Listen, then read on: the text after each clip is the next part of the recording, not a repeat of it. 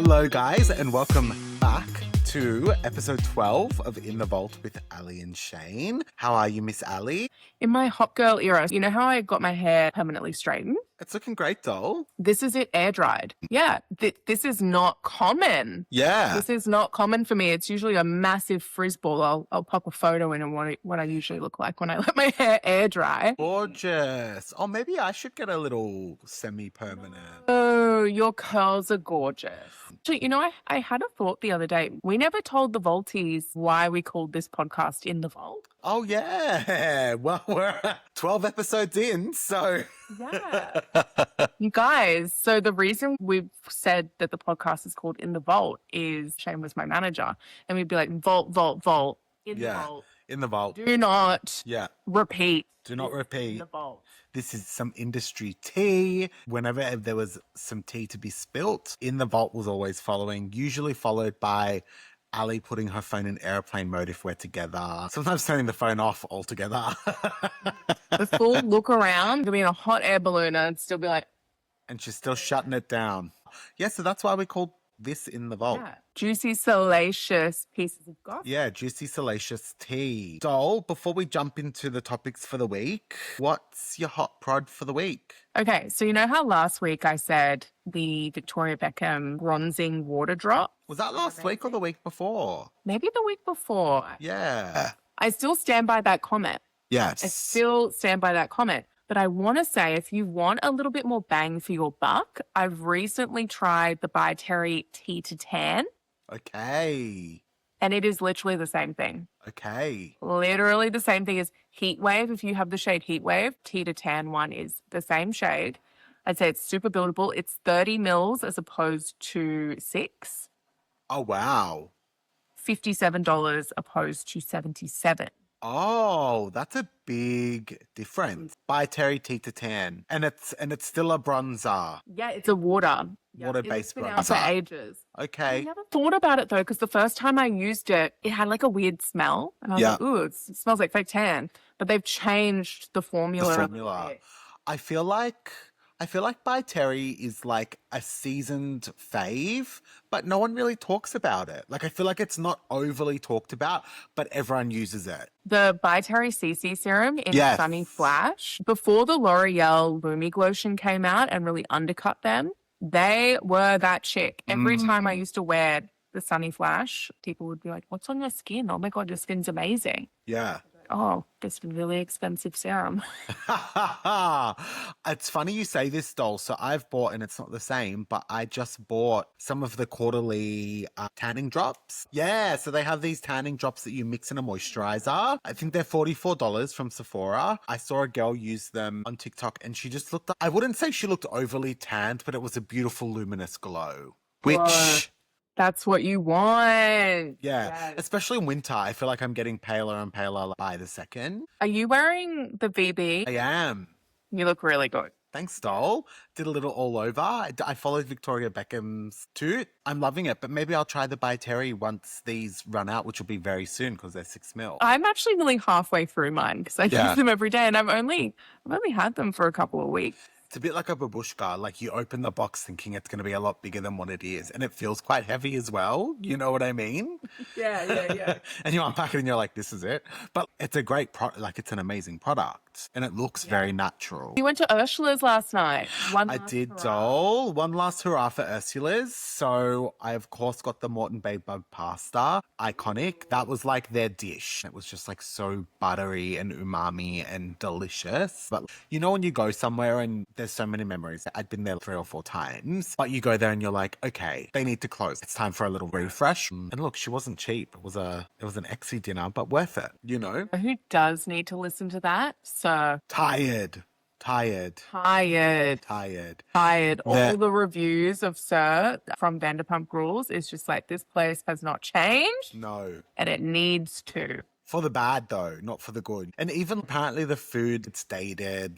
Freshen it up a bit. It almost feels like a front now for Vanderpump Rules. They just keep it for the gag of Vanderpump Rules. Even those outfits, the t-shirt as a dress, it's so random. Yeah, it's very 2009. Yeah. Maybe? Yeah. Not the vibe. Oh, wait, and Is your product the Caudalie? My product of the week, doll, is probably just going to be the Glossier Boy Brow. How can you go past it? It is such a great product. I obviously just use the clear. I've got it on right now and I just love it for like an everyday, just a clean vibe. Shane loves it so much that Shane's husband, Josh, his best friend, Abby, I gave her the Glossier Boy Brow. And let me tell you, Shane's face, he was like, I like the Glossier Boy Brow. Yeah. Why don't you give it to me? Yeah. I was pissed. And now every time I get it in PR, I think, oh, Shane loves this. And then she throws it in the bin. She's like, bye. Dead. Put it in the charity pile. Put it in the charity pile, babe. So this week, doll, we've got things to chat about. There's been a bit going on. Should we start with Haus Kris / Nudestix drama? So influencer Haus Kris, I think her real name is Chris. I love her and I follow her. She's kind of like a self-confessed Diet Coke lover. She's queen. She has the Diet Coke on tap. Yes. Yeah. Yeah, and she has the pebbled ice, and then she has these little lemon sachets that go in. She basically jumped online and said that she's sick of being contracted out by brands that don't have the funds to actually pay her in the end. Yeah, so for context, she'd been waiting over a year for this money to come to her. So they had told her they had paid her, but it was only 1/3 of what was actually owing. And they hadn't explicitly said that when they had promised they'd pay her after a year of not paying her. Well, this is all alleged, but the company allegedly was Nudestix. I didn't realize, Dolan, I don't know if you knew this, but Nudestix has actually publicly said in the past they don't have crazy budgets and $1 million to pay celebrities. So they actually do a CSOP plan, which is Celebrity Stock Option Plan, and organic gifting rather than cash. So they offer stocks in the business in exchange for content. So investors include Sophia Richie. I feel like that's when they kind of got on the rise, was when Sophia Richie was having her wedding and then she collabed with Nudestix. I didn't realize she was actually an investor in Nudestix. Hilary Duff is randomly an investor in Nudestix, and so is comedian Chelsea Handler. Actually went on to the podcast called The Good One and said that she invested $250,000 into Nudestix and never saw that money come back to her. Yeah. Wow. They raised a total of $10 million in funding, and they have an estimated revenue of $30 million US, but they got acquired in September last year, and people who have started with the investments, they actually never saw a return. So I'm guessing they were in the red, sold the company, and then had to use their profit to pay off their debt. Pay people back. Interesting. Yeah. Why I think Haus Kris is probably not getting paid is because it's now a new company. That's right. They've changed hands. So technically the new company wouldn't be owing of those debts. Who bought them? Do you know? Undisclosed. Wow. Which isn't that, that's not normal. Brands want you to know that they've purchased something. Yes. So to have it as undisclosed is very strange. I think it speaks to the wider industry reality of brands taking a very long time to pay content creators and even contractors that are doing work for them back. Some brands often offer payment terms as long as 90 to 120 day payment terms, and think that's usually 90 to 120 days after you've done the job, right? And even brands that offer 30-day payment terms often take far longer than that to pay you back. I'm always fine with how the payment term if it's mentioned in the contract. So usually it'll say the payment term. But if you get your invoice in after their month payment cycle, it's actually 1 month on top of their payment term. Yeah. So if it's a 1 month payment term, you're actually going to get paid in 2 months. If it's 3 month payment term, you're going to get paid in 4 months. Yeah. I've had brands that I do not work with anymore. So if you go on my feed, you won't see anyone like this. But I've had brands 2 years it's been and they haven't paid. Stopped replying to me. As someone that works in this space now in-house and manages macro creator program across the US and Australia, I really pride myself, and I think our company really prides ourselves on paying people on time. On top of that, you have to look out for people using your content without your permission. The amount of times, and I have Google alerts on my phone for anyone who uses my face in something. So I find it out straight away, honey.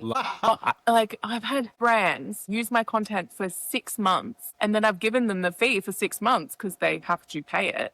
And they're like, oh, let's negotiate. Like, that's a very big amount. I'm like, yeah, it was a very long time you used my face and I had non-competes in place. Like, it could have caused a big problem. I think, and I think, Doll, this is like a harsh reality for many business owners. I think like people often forget that content creators are contractors, right? Like, you are a small business in and of yourself. Many businesses, from construction to services such as like PR agencies and stuff, they're often left out of pocket. I feel like, much like a small business, it's a hard thing to manage. Hard not to know when your next paycheck is coming through.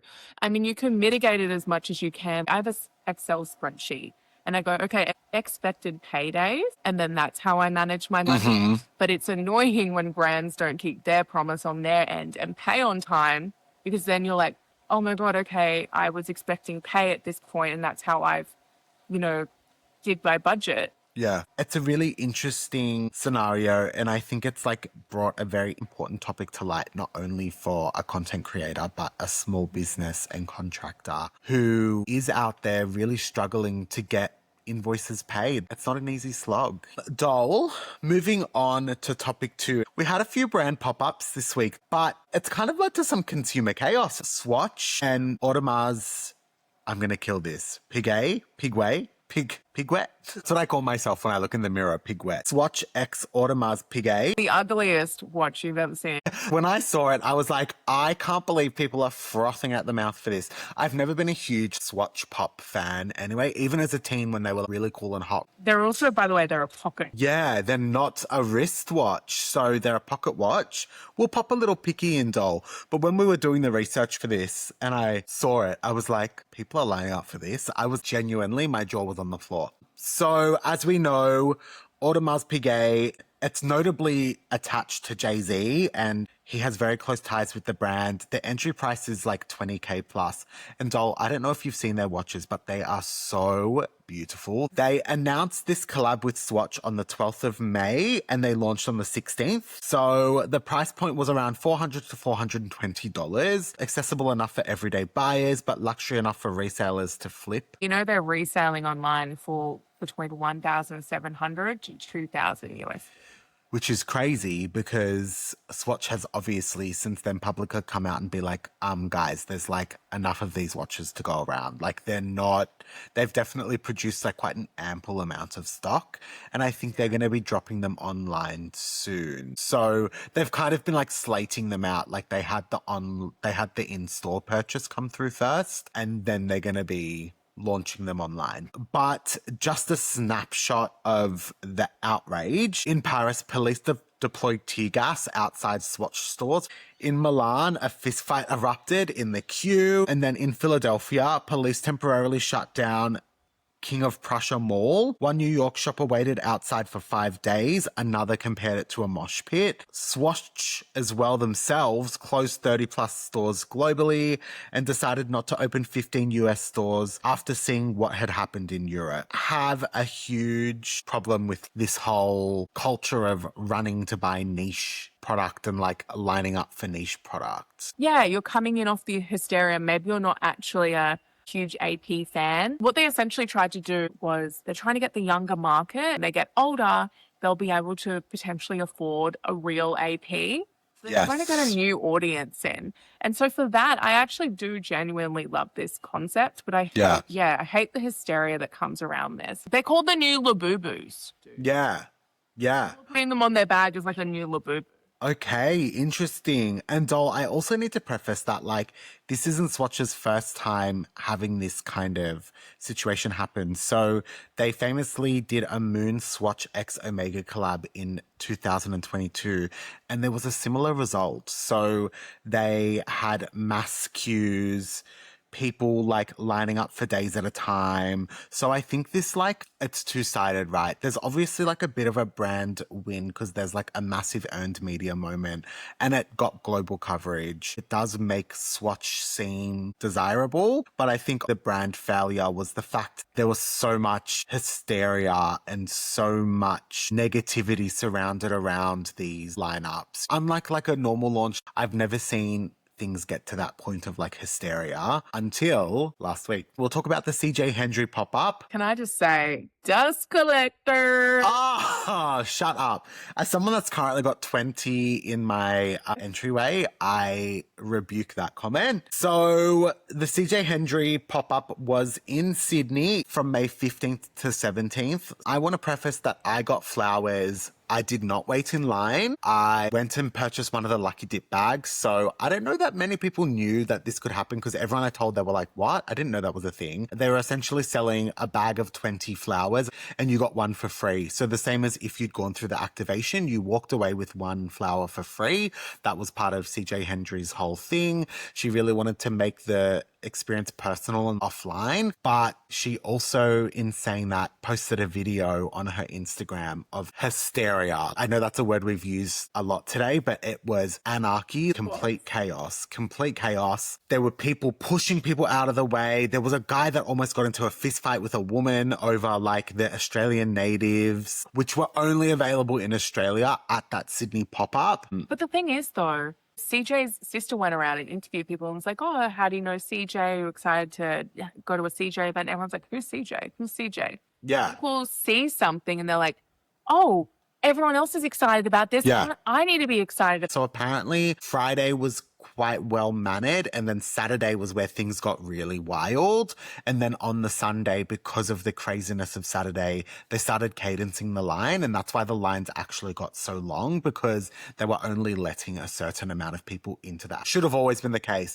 I almost think you need to, at these things, you can ticket them, but ticket them not a ticketed cost, but people can secure their spot. I think that's like always the best thing to do. Half an hour time slots. And unfortunately, if you don't get it, you don't get it. Or you can have like a free line for no shows, right? And if like people don't show up, then like there's a secondary line that can be fed in to that activation. I think what CJ did was offered a beautiful gift to her supporters by being like, hey guys, I'm going to do this beautiful pop-up. I don't know that the margins would have been that huge, to be really honest. The flowers were $5 each. Like, It's probably more brand awareness. Yeah, for sure. And I think that what both of these events have shown is that it's actually, luxury isn't about the product. It's about the exclusivity. It's about the scarcity and the law that you're buying into as well. Not everyone can get an AP watch. Not everyone can get a CJ Hendry piece. Yes. To open it up at a high street price point, that's what creates the chaos. The chaos. I saw a girl, she spent $500 on flowers. Her whole house was flowers. And I was like, well, that's overkill. $500? No, it's too much. Josh and I said we'll probably just use them as interim flowers, placeholders, because the flower market locally is only on every 2 to 3 weeks. So I'll use them in between those moments. And Dole, I'm hoping I hold on to them and they're worth something in like 30 years. Who knows? So Alex Cooper is once again in the headlines. Episode 11, she's been mentioned twice.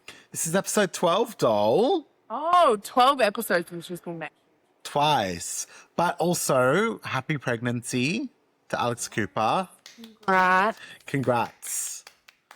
But she's getting dragged. She's about to get dragged. I was listening to the toast and they were saying Alex Earl can't respond now to Alex Cooper because she's pregnant and you can't get mad at a pregnant woman. Yeah. Internet disagrees. Well, can I just say, it kind of explains why Alex Cooper actually came out and did that video. She was probably, the hormones were through the roof. Yes. She wanted to say her piece and yeah, probably not the way she would normally move. No. And it was very heat of the moment. She just saw that one repost or whatever and she was like, F this, I'm gonna You know what I mean? It's actually stirred up a little bit of controversy, this pregnancy, already. So she announced it. Obviously, Matt Kaplan, her partner, also announced it at the same time. If you don't know who Matt Kaplan is, he's a Hollywood producer, and he's also part owner of the Unwell Network alongside Alex Cooper. So there were also, Doll, I don't know if you saw this, but the Daily Mail also reported that Cooper and Kaplan were sleeping in separate beds, alluding to marital tension prior to this being announced. So I heard allegedly cheating rumors. Yeah, well, sleeping in separate bedrooms, cheating rumors, there were a few things circulating about the relationship. But Bachelor alum Lauren Burnham, who is a content creator as well, to be really honest, I hadn't heard of her until this video came up on my FYP. She said, I can actually go after a pregnant woman because they went after my little baby. That's right. So she posted a TikTok to clear the air on why she never liked Cooper. So apparently, and I never listened to Call Her Daddy, you did. So Call Her Daddy ran a recurring segment from 2019, making inappropriate and sexualizing comments about Burnham's then unborn into being a newborn daughter, Alessi. And she said they had a regular segment ongoing and they thought it would be funny to make fun of our unborn baby.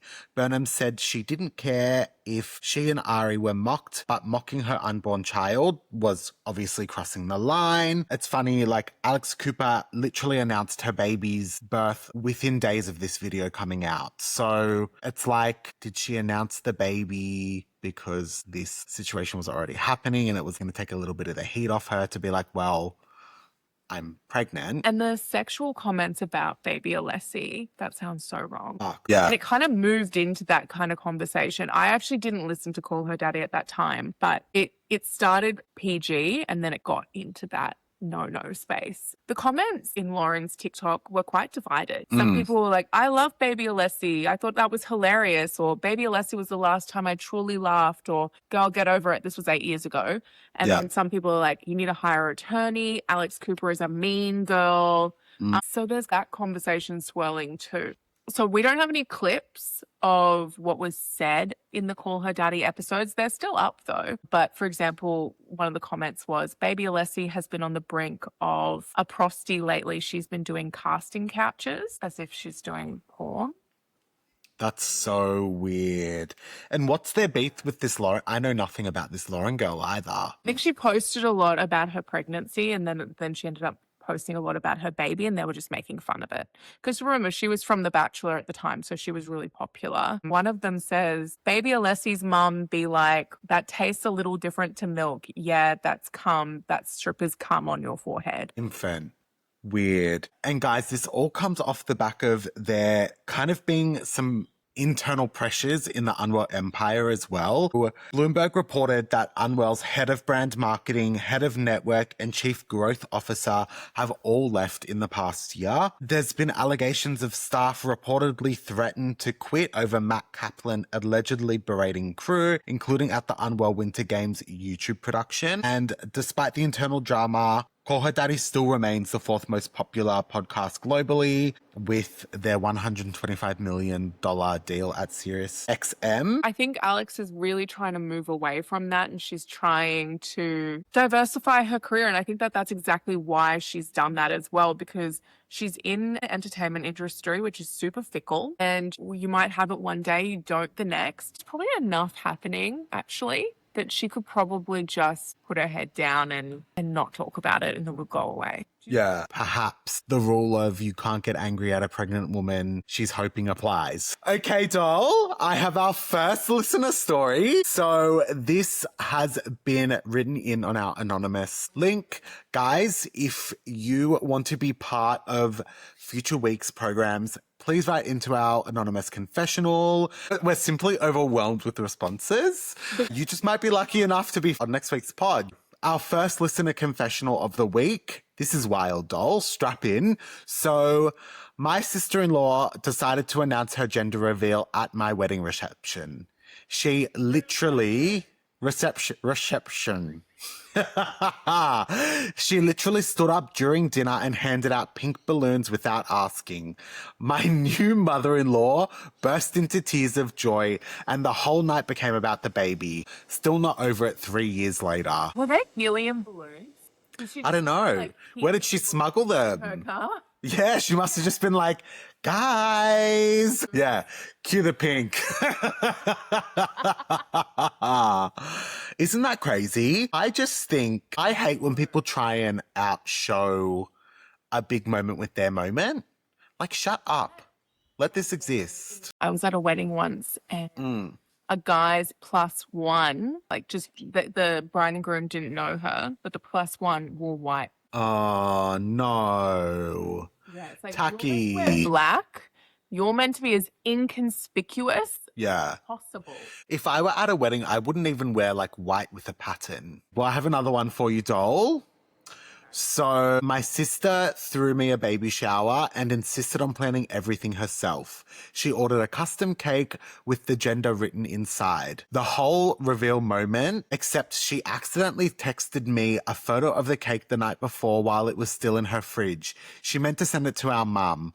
I had to sit there the next day pretending to be shocked in front of 30 people, and I'm a terrible actress. My face was apparently so unconvincing that my aunt just went, "You already knew, didn't you?" in front of everyone, and I completely cracked. My sister didn't speak to me for a week, even though it was her mistake. Yeah, I'm mad at you. Yeah. Girl, I'm not talking to you, not talking to me. A really fun baby reveal. I don't know what yet, though. I reckon you should just give birth in front of us, and that's your gender reveal. Live stream it. Yeah. I was thinking. Pets, it's on KO. Yeah. Is it a boy or is it a girl? Put your bets in. Put your bets in. Yeah, doll may as well get $1 out of it. Well, I have some baby announcements gone wrong from Reddit. I told my mum I was pregnant and specifically said, please don't post anything online yet. 30 minutes later, she uploaded, promoted to grandma, Baby Smith, coming November 2026. Promoted to grandma is so iconic. That is like such a boomer thing to say as well. Promoted to grandma. Dude, my family has such chatty Cathys. You can't give them any information. No. My mum is the loosest of lips. Like, you can't tell her anything. Thinking those shit. Yeah, she is. She is. I remember once during COVID, they paused hiring. They wanted this promotion so bad and they finally lifted the pausing. Anyway, so I go into this meeting thinking I'm getting the promotion. There was all this talk about how I was getting this promotion, but I thought I was getting 2 levels up promotion, not 1 level up. Okay. Oh, you thought you were doing a double jump, doll. Because it was 2 years of frozen promotions. Okay. They're doing a manager's work on a senior account executive level. Okay. Yeah. So I messaged my sister and I'm like, I got promoted, but it's not the one I wanted. She's read, I got promoted. She calls my dad. This is all within 30 minutes, by the way. My dad, Vivek, her husband, my nan, my grandma at the time, my mum. And I am just like randomly at work getting like on the verge of tears, getting congratulations texts. And I'm just like on the verge of tears. Oh my God. Ash. I got so angry at her. Lol. I mean, it happens. It happens. Yeah, when you're a blabbermouth, Ashley. My sister hijacked my pregnancy announcement without realizing. I organized this whole cute dinner, brought ultrasound photos in my handbag, and before dessert came out, my sister suddenly stood up and announced, I'm engaged! Everyone lost their minds. People were crying, trying on the ring, discussing venues, wedding hashtags, bridesmaids, everything. I literally sat there holding the ultrasound photo under the table like a little Victorian orphan. Oh my God. Then when I announced my pregnancy the next week, my sister got angry and said, could you not let me have my engagement moment first? Can I just say, that would set me off though. That would set me off and I'd be like, you know when I made that dinner? yeah. You know when I organized that entire dinner, that was actually for me and I waited a week out of good grace, okay? Out of good grace for you. Ungrateful. Forgotten about your engagement real quick. Yeah. Yeah. Because I think a baby's a little bit more exciting than an engagement. Don't you think? Oh, little baby. The lineage is extending. That's right. That's a generation, doll. That's a generation. Dead. That's all you've got. An hour and 11 minutes. Like, this is going to be gorge. This is going to be a 15-minute episode. We love you guys, and we'll see you next week for another episode of In the Vault with Ali and Shane. Mwah. Ciao.